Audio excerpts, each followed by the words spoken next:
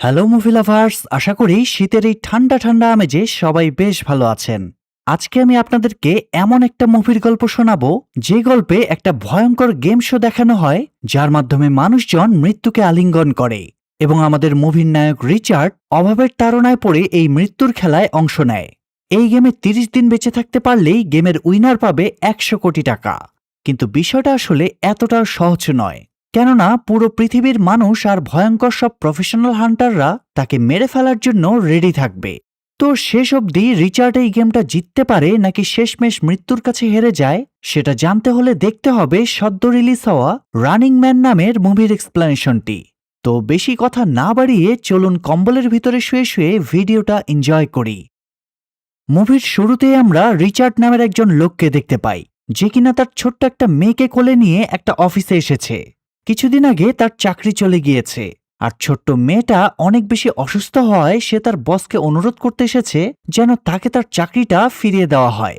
এই মুহূর্তে তার চাকরিটা অনেক বেশি প্রয়োজন, কারণ সে এতটাই অভাবের মধ্যে রয়েছে যে সে তার অসুস্থ ছোট্ট মেয়েটার জন্য সামান্য ওষুধ পর্যন্ত কিনতে পারছে না। তাই সে নিরুপায় হয়ে তার বসকে অনুরোধ করে তাকে চাকরিটা ফিরিয়ে দেওয়ার জন্য, কিন্তু কোনোভাবেই সে তার বসকে রাজি করাতে পারে না। তাই সে তার বসের উপর অনেক রেগে যায়। আসলে রিচার্ডের হুটহাট রেগে যাওয়ার অভ্যাসটা অনেক পুরনো। তো যাই হোক, সে যখন তার বসের সাথে কথা বলে বের হয়ে যাচ্ছিল, তখন তার চোখ পড়ে টিভির স্ক্রিনে, যেখানে রানিং ম্যান নামের একটা গেম শো এর বিজ্ঞাপন দেখাচ্ছিল।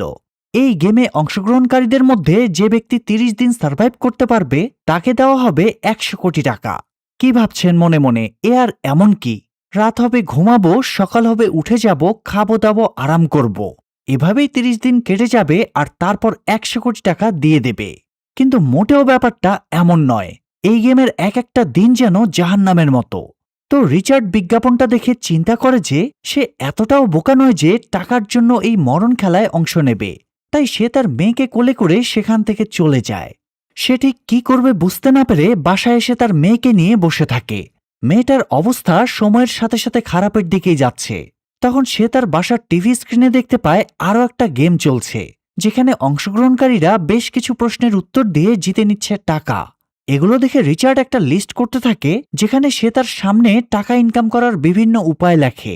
ঠিক তখনই তার ওয়াইফ শিলা আসে। শিলা একটা বারে ওয়েট্রেসের কাজ করে। শিলা তার মেয়ের জন্য কিছু ওষুধ এনেছে, তবে এই ওষুধগুলোতে তেমন কোনো উপকার হবে না। হয়তোবা সাময়িক সময়ের জন্য ছোট্ট মেয়েটা একটু ভালো থাকবে। এদিকে রিচার্ড শিলাকে জানায় যে সে তার চাকরিটা ফিরিয়ে আনতে পারেনি। তাই শিলা সিদ্ধান্ত নেয় সে এখন আবার বারে যাবে আর ওভারটাইম করবে। কিন্তু বারের পরিবেশ ঠিক কেমন হয় সেই সম্পর্কে তো প্রতিটা মানুষেরই কম বেশি ধারণা আছে। তাই স্বাভাবিকভাবে রিচার্ড চায় না তার ওয়াইফ সেখানে কাজ করুক। এজন্য রিচার্ড শিলাকে বলে, তুমি বাচ্চাটার কাছে থাকো, আমি টাকার ব্যবস্থা করব। এই কথা বলে সে এবার শিলাকে সেই গেম শোতে অংশগ্রহণ করার কথা জানায়। কিন্তু শিলা কিছুতেই তাকে এমন ভয়ঙ্কর গেমে অংশ নিতে দেবে না। শিলা তাকে বলে এই গেম শোতে যারা অংশগ্রহণ করে তারা কখনোই ফিরে আসে না। এসব শুনে রিচার্ড শিলাকে আশ্বস্ত করে যে সে রানিং ম্যান গেমে অংশগ্রহণ করবে না, সে অন্য কোনো গেমে অংশ নিয়ে টাকা ইনকাম করবে। তো এই কথা বলার পরে শিলা তার কথায় রাজি হয়। এরপর রিচার্ড সে টিভি চ্যানেলে যাওয়ার উদ্দেশ্যে বাড়ি থেকে বেরিয়ে পড়ে। সে তার ভাঙাচোরা সরু বস্তি থেকে বেরিয়ে মেন শহরে পৌঁছে যায়, যেখানে প্রযুক্তির ছোঁয়া যেন রাস্তার প্রতিটি ধূলিকণাতেও মিশে আছে। আর এই শহরে বসবাস করে সবচেয়ে ধনী ব্যক্তিরা। এরপর সে নেটওয়ার্ক চ্যানেলের একটা বিশাল বড় বিল্ডিংয়ের সামনে গিয়ে পৌঁছায়। এই বিল্ডিংয়ের ভেতরে প্রচুর মানুষ লাইন দিয়ে দাঁড়িয়ে আছে ট্রায়াল দেওয়ার জন্য। লাইন দিয়ে দাঁড়িয়ে থাকা প্রতিটা মানুষই জীবনের তাগিদে বিভিন্ন গেম শোতে অংশ নিতে এসেছে। এক একজনের জীবনের গল্প এখানে এক এক রকম, তবে প্রতিটা মানুষের লক্ষ্য একই রকম, আর সেটা হলো টাকা উপার্জন। রিচার্ডও সবার মতো লাইনে গিয়ে দাঁড়ায়। ঠিক তখনই তার পেছনে থাকা একজন বৃদ্ধ লোক হঠাৎ করে অসুস্থ হয়ে পড়ে। রিচার্ড তাকে সাহায্য করতে গেলে সেখানে থাকা গার্ডরা এসে উল্টো রিচার্ডকেই মারতে শুরু করে। এরপর তাকে লাইনের একদম পিছনে গিয়ে দাঁড়াতে বলে। কোনো উপায় না দেখে রিচার্ড লাইনের পেছনে গিয়েই দাঁড়ায়। এরপর কিছুক্ষণ পরে তার পালা আসে। সে তার সামনে থাকা লোকটাকে জিজ্ঞেস করে সে কি এই চ্যানেলের ছোট কোনো গেম শোতে অংশগ্রহণ করতে পারবে কিনা। তখন তার সামনে একটা স্ক্রিন ভেসে উঠে, যেখানে রিচার্ডের ডিটেলস দেখা যায়। আর স্ক্রিনের পেছনে দাঁড়িয়ে থাকা লোকটা রিচার্ডকে তার হিস্টোরি বলতে থাকে এবং অদ্ভুত সব প্রশ্ন করতে শুরু করে, যা শুনে রিচার্ডের প্রচণ্ড রাগ হয় এবং বরাবরের মতো সে তার রাগকে কন্ট্রোল করতে পারে না। রিচার্ডের এমন রাগ দেখে লোকটা আর বেশি কথা না বাড়িয়ে তাকে সামনে পাঠিয়ে দেয়। সামনে যাওয়ার পরে রিচার্ডের সাথে লাফলিন নামের একটা মেয়ে আর টিম নামের একটা ছেলের পরিচয় হয়। তারা দুজনও একই কারণে এখানে এসেছে। তো এরপর তাদের সবাইকে বিভিন্ন রকম পরীক্ষা নেওয়ার জন্য পাঠানো হয়। কঠিন কঠিন পরিস্থিতির উপর তাদের টেস্ট নেওয়া হয়। রিচার্ড খুব সহজ ও অসাধারণভাবে সব টেস্টগুলোতে পারফর্ম করে, কেননা সে তার জীবনে এর চেয়ে অনেক কঠিন মুহূর্তের সম্মুখীন হয়েছে। এমনকি টেস্টে সে অনেকবার টিম নামের ছেলেটার জীবন বাঁচিয়েছে, যদিও এই গেমে কাউকে সাহায্য করা একেবারেই নিষেধ। কিন্তু যখন তার মেন্টাল ও সাইকোলজিক্যাল টেস্ট নেওয়া হয় তখন দেখা যায় যতজন অংশগ্রহণ করেছে তার মধ্যে রিচার্ড সবচেয়ে বেশি রাগী। আসলে এই টেস্টটা মূলত করা হয় কার মানসিক অবস্থা কেমন সেটার উপর বিবেচনা করে তাদের কাকে কোন গেমে পাঠানো হবে সেটা নির্ধারণ করার জন্য। তো সব পরীক্ষা শেষ হলে সকলকেই বিভিন্ন কালারের জাম্পস্যুট দেওয়া হয়। মুভির এই দৃশ্যে আমরা দেখতে পাই সবার মধ্যে শুধু রিচার্ড, লাফলিন আর টিম লাল কালারের জাম্পস্যুট পেয়েছে। লাল কালারের জাম্পস্যুট দেখে রিচার্ড খুব ভালোভাবেই বুঝে যায় যে তাদের তিনজনকে রানিং ম্যান গেম শোর জন্যই সিলেক্ট করা হয়েছে। আর এটা বুঝতে পেরে ভেতরে ভেতরে তার প্রচণ্ড রাগ হয়। এরপর তাদের তিনজনকে গেমের প্রডিউসারের সাথে দেখা করার জন্য পাঠানো হয়। একে একে রিচার্ডের পালা আসলে সে প্রডিউসার ড্যানের সামনে যায়। ড্যান অলরেডি রিচার্ডের পরিবার সম্পর্কে সবকিছুই জানে।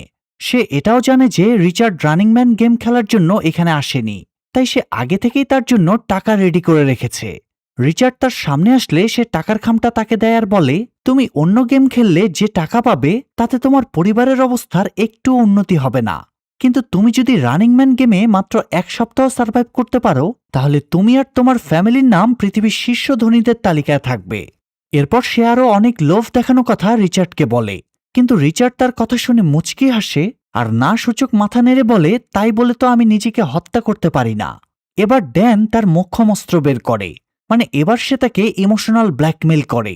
সে রিচার্ডকে বলে, আমি জানি তুমি যেখানে জব করতে সেখানে বহু মানুষের উপর অন্যায় সহ্য করতে না পেরে তাদের হয়ে রুখে দাঁড়িয়েছ, আর এর জন্য তো বহুবার তোমাকে চাকরি থেকে সাসপেন্ডও করা হয়েছে। তাহলে এইবার তুমি তোমার ফ্যামিলি আর অসুস্থ বাচ্চার জন্য এইটুকু রিস্ক নিতে পারবে না? তাছাড়া এই খেলায় জেতার জন্য যা যা প্রয়োজন তার সবই তোমার মধ্যে আছে। এই কথাগুলো শুনে রিচার্ডের চোখে তার ওয়াইফ আর তার অসুস্থ মেয়েটার মুখটা ভেসে ওঠে। সে ভাবতে থাকে যদি সে একবার খেলায় জিতে যায় তাহলে তার সকল সমস্যা দূর হয়ে যাবে। আর এইসব চিন্তা করেই সে কন্ট্রাক্ট পেপারে সাইন করে। এরপর রিচার্ড যখন ওই রুম থেকে বের হয়ে আসে তখন তার সাথে ডগ নামের একজন এজেন্টের সাথে দেখা হয়। সে তাকে বলে, আজকে থেকে আপনার পরিবারের সকল দায়িত্ব আমার উপর দেওয়া হয়েছে, তাদের সিকিউরিটির বিষয়টা আমিই দেখব, আপনি এই ব্যাপারটা নিয়ে একদমই টেনশন করবেন না। রিচার্ড তখন তাকে তার ওয়াইফের সাথে কথা বলিয়ে দেওয়ার জন্য রিকোয়েস্ট করে। রিচার্ড কথা বলার সময় তার স্ত্রী শিলাকে বলে, আমি তোমাদের কাছে টাকা পাঠিয়ে দিচ্ছি, তুমি আমার মেয়েকে ভালো ডাক্তার দেখাও। আর এরপর সে রানিং ম্যান গেমে অংশ নেওয়ার কথাটাও তাকে জানায়। এই কথা শুনে শিলা বেশ ভেঙে পড়ে। এরপর দেখা যায় ডগের মাধ্যমে শিলা রিচার্ডের কাছে তার আর তার মেয়ের একটা ছবি এবং মেয়ের একটা মোজা পাঠায়। আসলে এই জিনিসগুলো তাকে এই গেমে জয়ী হওয়ার শক্তি যোগাবে। মুভির পরের দৃশ্যে দেখা যায় ডগ রিচার্ডের হাতে একটা ডিভাইস পরিয়ে দেয়। এরপর রিচার্ডের সাথে দেখা হয় এই গেম শো এর অ্যাঙ্কার ববির সাথে। একটু পরেই ববি অডিয়েন্সের সামনে চলে যায় এবং রানিং ম্যান গেমের নিয়মগুলো বুঝিয়ে বলতে শুরু করে। এই গেমে অংশগ্রহণকারীদের কাজ হলো সবার কাছ থেকে লুকিয়ে থাকা। যদি কোনো লোক তাদেরকে চিনে ফেলে আর তাদের ভিডিও করে আপলোড করে দেয় তাহলে সেই লোকগুলো টাকা পাবে। আর কোনোভাবে অংশগ্রহণকারীরা যদি ধরা পড়ে যায় তাহলে সেখানে তাদেরকে মেরে ফেলা হবে। এরপর ববি রিচার্ডকে অডিয়েন্সের সামনে ডেকে আনে। সে রিচার্ডকে সকলের সামনে মিথ্যা অপবাদ দিতে থাকে। সে অডিয়েন্সদেরকে বলে রিচার্ড খুবই খারাপ একটা লোক, সে টাকার জন্য দেশের বিপক্ষে যেয়ে কাজ করে। তারপরে স্ক্রিনে শিলার ছবি ভেসে উঠলে অডিয়েন্সদেরকে জানানো হয় রিচার্ডের ওয়াইফ শিলাও এই কাজের সাথে যুক্ত। এক কথায় বলতে গেলে ববি সবার কাছে রিচার্ডকে ভিলেন বানিয়ে দেয় যেন সবাই রিচার্ডের উপর রেগে থাকে। প্রত্যেকের মনে রিচার্ডের উপর রাগ জন্মালে চ্যানেলে একটা অনেক বড় লাভ আছে, সেটা হলো প্রত্যেকেই অধীর আগ্রহে অপেক্ষা করবে রিচার্ডের মৃত্যুর জন্য। আর এই জন্য হলেও তারা এই গেম শোটা দেখবে। কিন্তু এই সব কিছু দেখে রিচার্ড রাগে ফেটে পড়ে। এরপর এই গেমে অংশগ্রহণকারী বাকি লোকগুলোকেও স্টেজে ডাকা হয় আর এক এক করে তাদের সবাইকে এই গেমের রুলস বুঝিয়ে দেওয়া হয়। এই গেমের প্রথম রুলস হলো গেমের শুরুতে তাদেরকে 12 ঘন্টা দেওয়া হবে। সেই 12 ঘন্টার ভেতরে তারা যেখানে ইচ্ছা সেখানেই লুকাতে পারবে। সেকেন্ড রুলস হলো তাদেরকে একটা ভিডিও রেকর্ডার দেওয়া হবে, যেটা দিয়ে তারা প্রতিদিন ভিডিও করে পোস্ট করবে যে তারা বেঁচে আছে।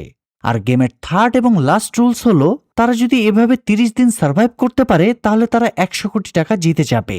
তবে এই গেমের সবচেয়ে বড় টুইস্ট কি জানেন? এই গেমে অংশগ্রহণকারীদের পেছনে এমন সব প্রফেশনাল আর শক্তিশালী হান্টারদেরকে পাঠানো হবে যারা কিনা যে কোনো জায়গায় তাদেরকে দেখা মাত্রই মেরে ফেলবে, আর তারা কোথায় আছে সেটা খোঁজারও চেষ্টা করবে। এক কথায় বলতে গেলে সবাইকে সাধারণ জনগণ এবং হান্টারদের চোখের আড়ালে থেকে নিজেকে 30 দিন বাঁচিয়ে রাখতে হবে। তবে এর ভেতরে আবার বোনাস সিস্টেমও আছে। অংশগ্রহণকারীদের মধ্যে থেকে কেউ যদি কোনো হান্টারকে মেরে ফেলে তাহলে প্রতি হান্টারের জন্য তারা অতিরিক্ত 1 লাখ টাকা পাবে। তো এরপর সেই ভয়ঙ্কর গেম মানে রানিং ম্যান গেমের প্রথম 12 ঘন্টা শুরু হয়ে যায়। এজন্য তাদের 3 জনকেই বিল্ডিংয়ের নিচে পাঠিয়ে দেওয়া হয়। সেখানে রিচার্ড দেখতে পায় তার জন্য কিছু জিনিসপত্র রাখা আছে। সে তার ড্রেস চেঞ্জ করে শহরে বেরিয়ে পড়ে। এই 12 ঘন্টার মধ্যে তাকে লুকিয়ে থাকতে হবে, কেননা এই 12 ঘন্টা কোনো হান্টার তার পিছু নেবে। তো সে শহরে বেরিয়ে একটা ট্যাক্সিতে উঠে পড়ে, কিন্তু সেই ট্যাক্সি ড্রাইভার তাকে প্রথম দেখাতেই চিনে ফেলে। তবুও ড্রাইভার তাকে পৌঁছে দিতে চায়, তবে বিনিময়ে তার সাথে একটা ভিডিও বানিয়ে আপলোড করতে চায়। অবস্থা বেগতিক দেখে রিচার্ড ট্যাক্সি থেকে নেমে পড়ে। এরপর দৌড়াতে দৌড়াতে একটা জায়গায় আসে, সেখানে একটা গুপ্ত বাংকারের নিচে তার বন্ধু মালিয়া থাকে। এখানে এসে সে তার বন্ধু মালিয়াকে বলে তাকে সাহায্য করার জন্য। সে রানিং ম্যান গেমে অংশ নিয়েছে শুনে তার বন্ধু খুব রাগ হয়। রিচার্ড তবুও তাকে বলে যে তার একটা বন্দুক আর 2টা পরিচয়পত্র দরকার। যদিও রিচার্ড এখানে এসে তার বন্ধু মালিয়াকে বিপদে ফেলেছে, কিন্তু পুরনো বন্ধুত্বের কারণে সে তাকে সাহায্য করতে রাজি হয়। মালিয়া রিচার্ডের লুক একেবারে চেঞ্জ করে দেয় আর তার জন্য নতুন একটা আইডি কার্ড বানিয়ে দেয়। এরপর সে তাকে বলে তুমি তোমার কোনো পরিচিত মানুষদের কাছে যেও না, তুমি এমন কোনো জনবহুল এরিয়া খুঁজে বের করো যেখানে কেউ তোমার দিকে খুব একটা লক্ষ্য করবে না। এরপর সে যখন রিচার্ডের প্রয়োজনীয় জিনিসপত্রগুলো গুছিয়ে দিচ্ছিল তখন সে তাকে বলে আমি চেয়েছিলাম তোমাকে আমার পার্টনার করে রাখতে। এই কথাটা খুব অল্প দিনের মধ্যেই তোমাকে জানাতাম, কিন্তু দেখো তুমি তার আগেই রানিং ম্যান নামের এই ভয়ঙ্কর গেমের মধ্যে ঢুকে পড়েছ। কথাটা শুনে রিচার্ডেরও বেশ আফসোস হয়। এরপরের দৃশ্যে আমরা দেখতে পাই রিচার্ড একটা স্টেশনে দাঁড়িয়ে আছে আর তার পেছনের স্ক্রিনে তার আগের চেহারার ছবি দিয়ে নিউজ হচ্ছে। তো সে তার এই নতুন লুক নিয়ে ট্রেনে উঠে পড়ে। তবে সেখানে থাকা একটা দুষ্টু ছেলে তার দিকে একভাবে তাকিয়ে থাকে, কেননা তার নকল গোফটার হাফ উঠে গিয়েছে। তাই সে কোনোরকম বাচ্চা ছেলেটাকে চুপ করিয়ে গোফটা ছিঁড়ে ফেলে। তারপর সে একটা হোটেলে উঠে, সেখানেও প্রতিটা স্ক্রিনে তার ছবিই দেখা যাচ্ছে। তো এখান থেকে সে তার রুমে চলে যায়। এদিকে 12 ঘন্টা প্রায় শেষ হতে চলেছে, তাই সে তার ভিডিও রেকর্ড করতে বসে পড়ে। আর তারপর সে ভিডিওটা পোস্ট করার জন্য বাইরে যায় এবং পোস্ট করে তড়িঘড়ি করে রুমে চলে আসে। অন্যদিকে দেখা যায় হান্টাররা বিভিন্নভাবে খোঁজ করে মালিয়াকে খুঁজে বের করে, তারপর বীভৎস নির্যাতন চালিয়ে রিচার্ডের ব্যাপারে সব তথ্য বের করে নেয়। এরপর খুঁজতে খুঁজতে হান্টাররা রিচার্ডের হোটেলে পৌঁছে যায়। সেখানে গিয়ে রিচার্ডের রুমে পৌঁছে রিচার্ডের মাথায় বন্দুক ঠেকায়। কি ভাবছেন খেলা এত তাড়াতাড়ি শেষ হয়ে গেল? আসলে এটা পুরোটাই ছিল রিচার্ডের একটা দুঃস্বপ্ন মাত্র। সে তাড়াতাড়ি ঘুম থেকে উঠে টিভি চালালে দেখতে পায় অলরেডি হান্টাররা টিম নামের ছেলেটাকে খুঁজে বের করেছে এবং প্রকাশ্যে সবার সামনে গুলি করে তাকে মেরে ফেলে। রিচার্ড বুঝতে পারে তার জন্য এখানে থাকাটা একেবারেই নিরাপদ নয়, তাই সে কাউকে কিছু না বলে তড়িঘড়ি করে সেখান থেকে বেরিয়ে পড়ে। এরপর সে হাঁটতে হাঁটতে একটা গলির ভেতরে পৌঁছে যায়। সেখানে গিয়ে সে একটা সস্তা হোটেলে উঠে। সে ওই রুমে গিয়ে সবকিছু যখন দেখছিল তখন সেখানে একটা ছোট্ট বক্স দেখতে পায়। ওই বক্সের ভেতরে প্রয়োজনীয় জিনিসপত্রের পাশাপাশি একটা হ্যান্ড গ্রেনেড তার চোখে পড়ে। এরপর সে তার জানালার কাছে যায়। সেখানে দাঁড়িয়ে থাকাকালীন তার মনে হয় তার ভিডিও পোস্ট করার সময় হয়ে গিয়েছে। তখন তার চোখ পড়ে সেখানে থাকা একটা লোকের উপরে।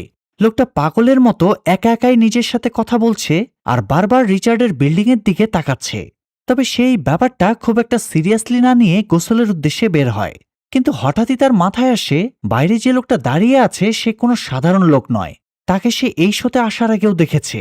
সে আসলে একজন হান্টার, আর অন্যান্য হান্টাররাও ততক্ষণে রিচার্ডের ঠিকানা খুঁজে সেখানে পৌঁছে গিয়েছে।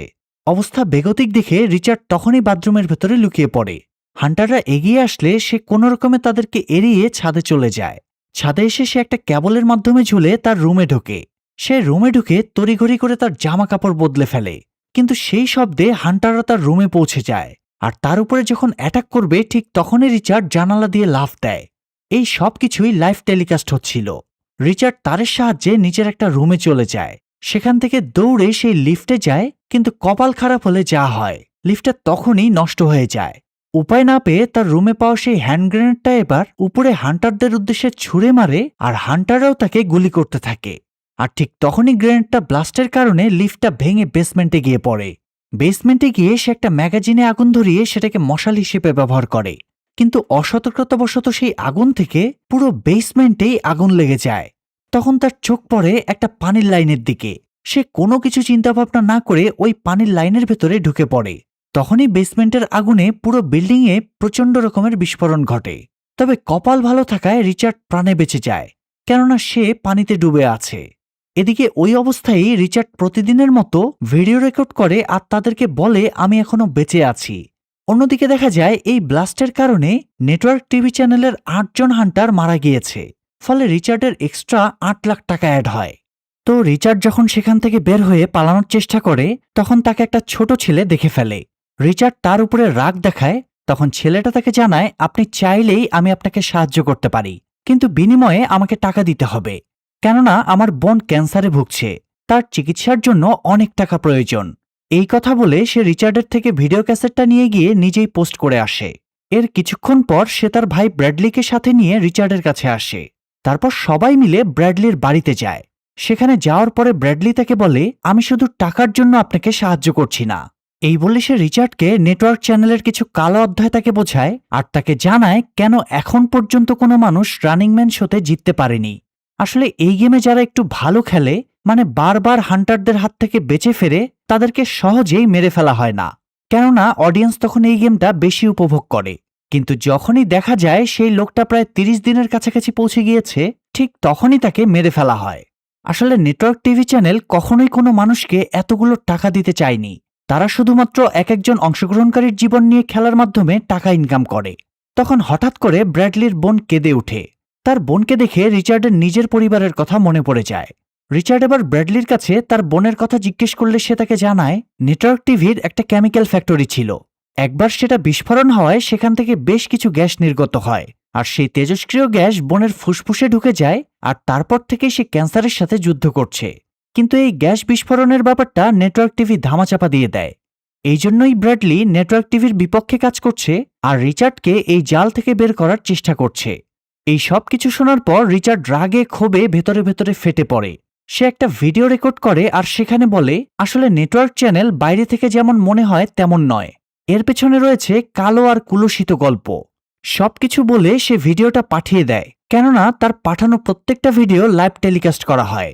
তো প্রতিদিনের মতো টিভিতে রানিং ম্যান শো এর লাইভ টেলিকাস্ট চলছে। টিভির স্ক্রিনে অ্যাঙ্কার ববি ব্লাস্টে মারা যাওয়া 8 জন হান্টারের ছবি দেখায়। ওই 8 জন হান্টারকে সকলের সামনে নায়ক হিসেবে আর রিচার্ডকে ভিলেন হিসেবে সবার সামনে তুলে ধরে। এরপর স্ক্রিনে রিচার্ডের পাঠানো ভিডিওটা প্লে করা হয়, কিন্তু দেখা যায় রিচার্ড নেটওয়ার্ক টিভির যে সত্য উন্মোচন করে কথাগুলো বলেছিল তার কোনোটাই সেখানে শোনা যাচ্ছে না। এআই এর মাধ্যমে তারা ভিডিওটা এমনভাবে বদলে দিয়েছে যে ভিডিওতে রিচার্ড বলছে এই 8 জন হান্টার মারা যাওয়াতে তার কিছুই আসে যায় না। এটা দেখে রিচার্ড খুব অবাক হয়ে যায়। তবে পরিস্থিতি খুব একটা ভালো না হওয়ায় ব্র্যাডলি দ্রুত রিচার্ডকে একটা গাড়ির ডেকের ভেতরে লুকিয়ে সেখান থেকে পালিয়ে যেতে সাহায্য করে। কিছু লোক রিচার্ডকে মেরে ফেলার জন্য তাদের পিছু নেয়। অনেকক্ষণ ধরে বাইকে থাকা লোকগুলো আর ব্র্যাডলির গাড়ির সাথে একরকম যুদ্ধ লেগে যায়। অনেক কষ্টে কোনো রকমে সেখান থেকে বের হয়ে ব্র্যাডলি রিচার্ডকে তার এক বন্ধু এলটনের ঠিকানা দেয় আর বলে যে তুমি ওর কাছে চলে যাও, ও তোমাকে সাহায্য করতে পারবে আর ওর কাছেই তুমি নিরাপদ থাকবে। যাওয়ার আগে ব্র্যাডলি সেফটির জন্য রিচার্ডকে একটা বন্দুক দিয়ে দেয়। এত কিছুর মধ্য দিয়ে দেখতে দেখতে 7টা দিন কেটে যায়। তো রিচার্ড এবার একজন অন্ধলোকের ছদ্মবেশ ধরে। অন্ধলোকের ছদ্মবেশ ধরে সে তার ওই দিনের ভিডিওটা পোস্ট করতে বের হয়। আর ঠিক তখনই একটা লোক তাকে চিনে ফেলে এবং সাথে সাথে তার ভিডিও করতে শুরু করে দেয়। এমন অবস্থায় রিচার্ড লোকটাকে মারতে বাধ্য হয় আর দ্রুত ভিডিওটা পোস্ট করে সেখান থেকে পালিয়ে যায়। কিন্তু ওই লোকটা তবু তার পিছু ছাড়ে না, তাই সে দৌড়াতে দৌড়াতে একটা চলন্ত ট্রেনে উঠে কোনো রকমে পালিয়ে বাঁচে। এরপর মুভিতে 13তম দিন দেখানো হয়। দেখা যায় রিচার্ড এবার একজন পঙ্গু লোকের ছদ্মবেশ নিয়েছে। সে ছদ্মবেশ ধরে গ্রামের একটা জায়গায় এসেছে ভিডিওটা পোস্ট করতে। ভিডিও পোস্ট করে যখন সে চলে যাবে তখন দেখতে পায় গ্রামের লোকজন জড়সড় হয়ে রানিং ম্যান শোটা দেখছে। তখন রিচার্ড দেখে তার সাথে অংশগ্রহণ করা লাফলিনকেও হান্টাররা মেরে ফেলেছে। তার মানে এখন শুধু বেঁচে আছে একমাত্র রিচার্ড। এরপরের দৃশ্যে আমরা দেখতে পাই রিচার্ড একটা বাড়ির দরজার সামনে গিয়ে দাঁড়ায় আর দরজা খুলতেই ব্র্যাডলি এর বন্ধু এলটনকে দেখতে পাই। এলটনের ঘরে তার বৃদ্ধ মাও থাকে, তবে তাকে জানানো হয় না যে রিচার্ড তাদের বাড়িতে আছে, কেননা সবার মতো এলটনের মাও মনে করে রিচার্ড একজন দেশদ্রোহী। তো এরপরে এলটন রিচার্ডকে তার জীবনের ঘটনা বলতে শুরু করে। সে তাকে বলে, আমার বাবাও এক সময় নেটওয়ার্ক টিভি চ্যানেলে কাজ করত, কিন্তু যখন সে এই চ্যানেলের কুলুষিত খারাপ দিকটা দেখতে পায় তখনই সে চাকরিটা ছেড়ে দেয়। কিন্তু এই ব্যাপারটা নেটওয়ার্ক টিভি চ্যানেলের লোকজন ভালোভাবে নিতে পারেনি, তাই তারা আমার বাবাকে মেরে ফেলে। আর তারপর থেকেই আমি এই চ্যানেলটাকে ধ্বংস করতে চাই, এবং এজন্যই আমি আপনাকে সাহায্য করতে চাচ্ছি। এই কথা বলার পরে সে রিচার্ডকে আরও একটা তথ্য দেয়। সে তাকে জানায় তার বাবা শহর থেকে দূরে একটা সিক্রেট ব্যাংকার বানিয়েছিল। রিচার্ড সেখানে 30 দিন অনায়াসে কাটিয়ে দিতে পারবে, কেউ তাকে কোনোভাবেই খুঁজে পাবে না। কথা শেষ করে এলটন রিচার্ডকে তাদের বাড়ির একটা সিক্রেট রুমে থাকতে দেয়। এভাবে দেখতে দেখতে 2 সপ্তাহ কেটে যায়। তো একদিন এলটনের মায়ের সন্দেহ হয়, তার মনে হয় রিচার্ড তাদের বাড়িতেই লুকিয়ে আছে, এবং সে সত্যি সত্যি দেখে রিচার্ড তাদের বাড়িতে। তাকে দেখামাত্রই এলটনের মা তাদের বাড়িতে থাকা নেটওয়ার্ক টিভি চ্যানেলের এমার্জেন্সি বেলটা প্রেস করতে যায়। তখনই রিচার্ড তাকে বলে, আপনি যদি এই কাজটা করেন তাহলে নেটওয়ার্ক টিভি চ্যানেলের লোকজন এসে আমি সহ আপনাদের সবাইকে মেরে ফেলবে। ঠিক তখনই একটা অদ্ভুত ঘটনা ঘটে। যেই এলটন রিচার্ডকে বাঁচাতে এগিয়ে এসেছে, সে নিজেই ওই এমার্জেন্সি বেলে প্রেস করে তাদেরকে জানিয়ে দেয় যে রিচার্ড তাদের এখানেই আছে। রিচার্ড খুব অবাক হয়ে যায় এটা দেখে। আসলে এলটন চায় চ্যানেলের লোকজনরা এখানে আসুক, যেন সে তাদেরকে একেবারে নিঃশেষ করে দিতে পারে। কিছুক্ষণের মধ্যেই চ্যানেলের লোকজন সেখানে চলে আসে এবং এসেই গুলি করতে শুরু করে। এমন অবস্থায় এলটন প্রথমে তার মাকে একটা নিরাপদ রুমে পাঠিয়ে দেয়। তারপর সে তাদের বাড়ির দরজার সামনে কারেন্ট চালু করে দেয়। দরজা খুলতে হান্টাররা যখন ভেতরে ঢুকে তখনই এলটন কারেন্টের তারের উপরে পানি ঢেলে দেয়। ফলে পানি আর কারেন্টের কারণে সেখানে ওই হান্টাররা মারা যায়। আসলে এলটন আগে থেকেই তাদের পুরো বাড়িতে ভয়ঙ্কর সব জাল পেতে রেখেছে। কিছু হান্টারদেরকে সে আগুনে পুড়িয়ে মারে, আর কিছু হান্টারদেরকে সে অদ্ভুত অদ্ভুত উপায়ে মেরে ফেলে। এরপর এলটন আর রিচার্ড একটা গুপ্ত সুড়ঙ্গের মধ্যে নেমে পড়ে, কিন্তু সেখানে একজন হান্টার আগে থেকেই ছিল। কিছু বুঝে ওঠার আগে সে এলটনের শরীরে ছুরি দিয়ে আঘাত করে। এরপর কিছুক্ষণ রিচার্ড আর সেই হান্টারের মধ্যে সংঘর্ষ হয়। ঠিক তখনই এলটন সেই ছুরি দিয়ে সেই হান্টারের পায়ে আঘাত করে। এরপর মুভিতে দেখা যায় হান্টারের ক্যামেরার মাধ্যমে গেমের প্রডিউসার ড্যান রিচার্ডের সাথে কথা বলে। সে রিচার্ডকে বলে, এইসব কিছু এখন লাইভ টেলিকাস্ট করা হচ্ছে, তুমি হান্টারকে মেরে ফেলে সামনের দিকে এগিয়ে যাও। এই কথা শুনে রিচার্ড তৎক্ষণাৎ ক্যামেরাতে গুলি করে টেলিকাস্ট বন্ধ করে দেয়। এরপর এলটন আর রিচার্ড ড্যানের পাঠানো গাড়িতে করে সেখান থেকে বের হয়ে যায়। এলটন রিচার্ডকে তার বাবার বানানো ব্যাংকারের ম্যাপটা দেয়, আর ঠিক তখনই একটা হেলিকপ্টার থেকে এলটনকে গুলি করে মেরে ফেলা হয়। এমন সময় রিচার্ডের চোখ যায় গাড়িতে থাকা অনেকগুলো বোমের দিকে। গাড়িটা ব্লাস্ট করবে ঠিক তখনই রিচার্ড গাড়ি থেকে পানিতে ঝাঁপ দেয়। এভাবে 17তম দিন চলে আসে। এলটনের দেয়া ম্যাপ ফলো করে রিচার্ড এগিয়ে যায়, কিন্তু সেখানে গিয়ে দেখতে পায় কোনো জঙ্গল বা বাংকার সেখানে নেই। সেখানে নতুন নতুন বিল্ডিং বানানো হয়েছে। এটা দেখে রিচার্ড একেবারে ভেঙে যায়। আর ভেঙে যাবেই না বা কেন, কেননা এটাই ছিল তার বেঁচে থাকার শেষ আশ্রয়। তাই সে সেখানে একটা জায়গায় বসে পড়ে। দিনের পর দিন টিকে থাকার এমন যুদ্ধ করতে করতে সে ক্লান্ত হয়ে পড়েছে। তার চোখে ঘুমের ঝলক আসে। স্বপ্নে সে তার পরিবারকে দেখে। সে দেখে তার ওয়াইফ তাকে হার না মেনে সকল সত্যি মানুষের সামনে আনতে বলছে। এটা দেখে সে মনে মনে অনেক শক্তি পায়। তাই সে পরের দিন আবার একটা নতুন ভিডিও বানায়। যখন সে বুঝতে পারে হান্টাররা তাকে খুঁজতে খুঁজতে সেখানে পৌঁছে গিয়েছে, তখন সে ভিডিও ক্যাসেটটা সেখানে রেখে পালিয়ে যায়। রাস্তায় বের হয়ে সে দেখতে পায় নেটওয়ার্ক চ্যানেলের অনেকগুলো ড্রোন তার পিছু করেছে। তাই সে বাঁচার জন্য রাস্তা দিয়ে যাওয়া একটা গাড়িতে উঠে পড়ে। গাড়ি চালাচ্ছিল একটা মেয়ে। সে ওই মেয়েটাকে বন্দুকের ভয় দেখিয়ে গাড়ি ফুল স্পিডে চালাতে বলে। মেয়েটা কোনো প্রশ্ন না করে গাড়ি চালাতে থাকে। কিছুক্ষণ গাড়ি চালানোর পর হান্টারদের থেকে বাঁচতে পারে, কিন্তু ততক্ষণে নেটওয়ার্ক চ্যানেল ওই মেয়ের পুরো ডিটেলস বের করে ফেলে। মেয়েটার নাম অ্যামেলিয়া। অ্যামেলিয়া অন্য সবার মতো মনে করে রিচার্ড একজন দেশদ্রোহী, কিন্তু রিচার্ড তাকে বোঝানোর চেষ্টা করে সে যা করছে তার পরিবারের জন্যই করছে। আর নেটওয়ার্ক চ্যানেল কখনোই কোনো সত্যি প্রকাশ করে না। তারা যেটা প্রকাশ করে সেটা হলো মিথ্যা। একটু পরেই পুলিশের গাড়ি চারপাশ থেকে তাদেরকে ঘিরে ফেলে। তারা আসলে অ্যামেলিয়াকে বাঁচাতে এসেছে। ঠিক তখনই নেটওয়ার্ক চ্যানেলের ড্রোন সব পুলিশদেরকে মেরে ফেলে। আর এই পুরো ঘটনাটার জন্য দোষারোপ করা হয় রিচার্ডকে। রিচার্ড তখনই তার হাত থেকে বন্দুকটা ফেলে দেয়, আর ওই বন্দুকটা অ্যামেলিয়া তুলে নেয়। পুরো ঘটনাটা লাইভ টেলিকাস্টে দেখানো হয়, আর সবাইকে জানানো হয় অ্যামেলিয়া রিচার্ডকে হেল্প করছে। এবার অ্যামেলিয়া বুঝতে পারে এই চ্যানেলটা আসলে কতটা খারাপ। কিছু দূর যাওয়ার পর রিচার্ড দেখতে পায় কিছু লোকজন রিচার্ডের জন্য তালি বাজাচ্ছে। এই লোকগুলোকেও নেটওয়ার্ক চ্যানেল ধোঁকা দিয়েছে। তারা মনে করে রিচার্ডই একমাত্র লোক যে এই চ্যানেলের সত্যিটা সবার সামনে আনতে পারবে। একটু পরেই হান্টাররা তাদের পথ আটকে দাঁড়ায়। রিচার্ড তখন তাদেরকে বলে, আমার আর হারানোর কিছুই নেই, তবে আমার কাছে আছে সত্য। এছাড়া আমার কাছে এমন একটা বোম আছে যেটা পুরো শহরটাকে ধ্বংস করে দিতে পারে। তোমরা যদি চাও আমি বোমটা অ্যাক্টিভ না করি, তাহলে আমাকে একটা প্রাইভেট জেটের ব্যবস্থা করে দাও। এটা শুনে হান্টাররা সত্যি ভয় পেয়ে যায়, আর তারা তার শর্তে রাজিও হয়। এরপর সে অ্যামেলিয়ার একটা ব্যাগকে এমনভাবে রাখে যেন সবাই সেটাকে বোম ভেবে ভয় পায়।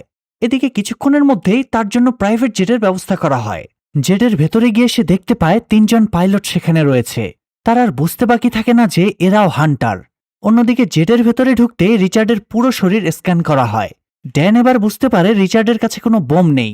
সে রিচার্ডকে বলে, তুমি ওখানে থাকা সব হান্টারকে মেরে ফেলো, আর তারপর আমাদের চ্যানেলের পার্মানেন্টলি হান্টার হয়ে যাও। মাসে মাসে 1 কোটি টাকা স্যালারি পাবে। কেননা লোকজন এসব দেখতেই বেশি পছন্দ করে। কিন্তু রিচার্ড সাথে সাথেই তার এই প্রস্তাবে না করে দেয়। এরপর ড্যান তার আসল চাল চালে। সে বলে, তোমার ফ্যামিলিকে খুঁজে আমরা মেরে ফেলেছি।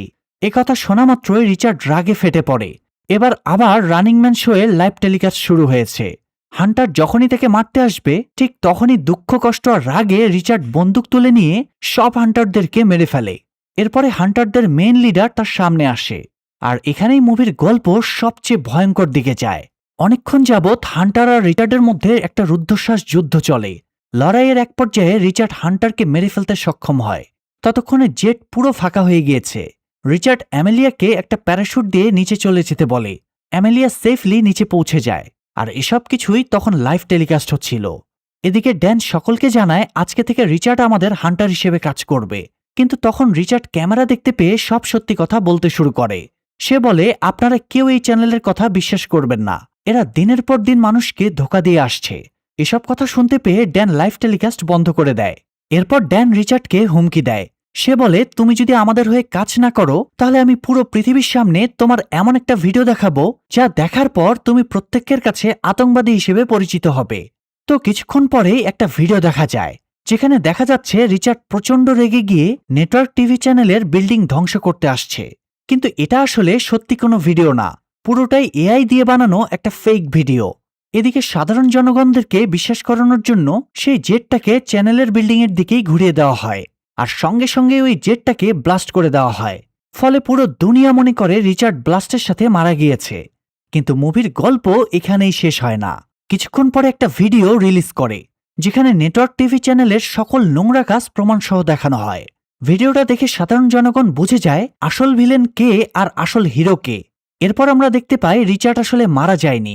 জেটে একটা এমার্জেন্সি এক্সিট পয়েন্ট ছিল যেটার মাধ্যমে রিচার্ড ব্লাস্ট হওয়ার আগেই সেখান থেকে নেমে যায়। এদিকে মুভিতে শিলা আর তার মেয়েকে দেখা যায়। এটা দ্বারা বোঝা যায় ড্যান আসলে মিথ্যা কথা বলেছে। তো একদিন শিলা তার মেয়েকে নিয়ে একটা শপে গিয়েছে। তখন হঠাৎ তার চোখ পড়ে রাস্তার পাশে দাঁড়িয়ে থাকা একটা লোকের দিকে। চোখটা তার খুব পরিচিত, কেননা এটা তো আর কেউ নয় বরং তার হাজবেন্ড রিচার্ড। মুভির এই দৃশ্যটা এতটাই ইমোশনাল যে দৃশ্যটা দেখতে গিয়ে আমি নিজেও ইমোশনাল হয়ে গিয়েছিলাম।